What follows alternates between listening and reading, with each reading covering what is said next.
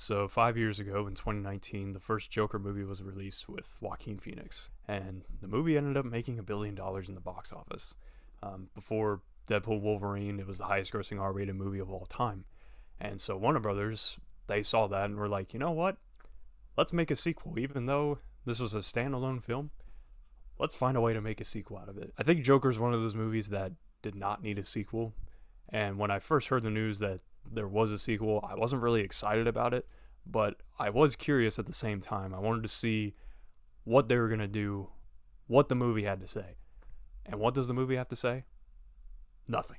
Yeah, absolutely nothing. But before I talk about that stuff, let me talk about the positives for Joker Folie, Deux. I'm going to call it Joker 2 for the rest of this video because if I keep pronouncing it like that, I'm going to look stupid. Positives here. The movie is very well shot. It's beautifully made. The acting in this movie is phenomenal. I mean, of course, Joaquin Phoenix was going to have another great performance. He won an Oscar for the first movie with his performance as Arthur Fleck in The Joker. And Lady Gaga was actually pretty good in this film for the time that she had. She really wasn't in the movie that much. They didn't really use her that much in the film, and which kind of surprised me because the whole marketing for this film relied on Harley Quinn and Joker in this film, and I guess a lot of people, myself included, thought that was going to be a huge part of the film, and it's really not. After seeing the film, like, it's barely brought up in the film or anything like that. It didn't really add a lot, and that was disappointing. And Lady Gaga fans, I'm sorry. She did do a pretty good performance though, but I don't really see anything where it's like Oscar worthy, if that makes sense. Nothing really stood out to me. So that's pretty much all my positives. So now for the rest of this review, I'm just going to talk about the nothing burger of this movie, because that's essentially what this is. Nothing really happens. And the whole movie is basically just retelling the stuff that happened in the first film. Basically, Arthur is on trial for what he did with all the murders that he did, where he literally shot someone on live television. Yeah, he's on trial for it, and that's pretty much the whole movie.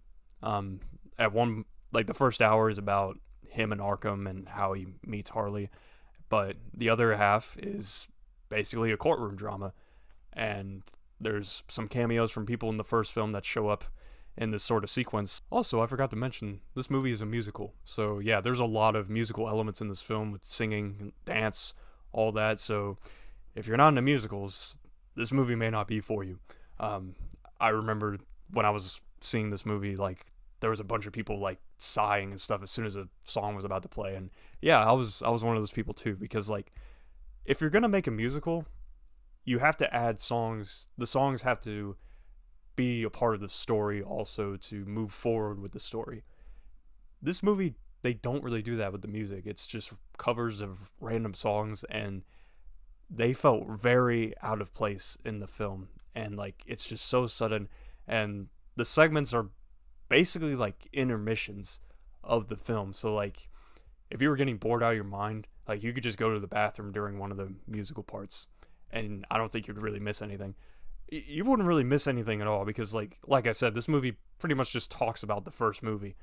It doesn't move forward with the story at all, and it makes me question why this movie was even made in the first place, especially with the abysmal ending that is in this film. I'm not going to get into spoilers for this, but the ending of this movie, this is a fan theory that's been brought up multiple times, and they actually pulled through. They actually went with this ending.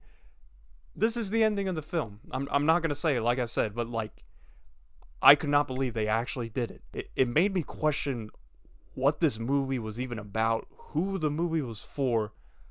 I was extremely flabbergasted by the ending of this film. And the biggest highlight for me was going through the Skyline Chili drive-thru after this movie. That was the highlight. It had nothing to do with the movie. I was just hungry. Like, that was my highlight for the whole, like, thing. I don't know. I don't know what to tell you. But, yeah, I don't understand why this movie was even made. And it seems like a lot of people were asking that same question. So, I'm not the only one on this. So, for my grading of this film, I'm going to give it a D. I think that's fair. But, yeah, that's pretty much all I have to say for this movie because nothing happened. So yeah, that's about it. It's been a while since I've done movie reviews, so glad I'm finally getting back into it. But yeah, that's about it. Hope you all enjoyed this review. Leave a like, subscribe if you're new. I'll see you guys next time.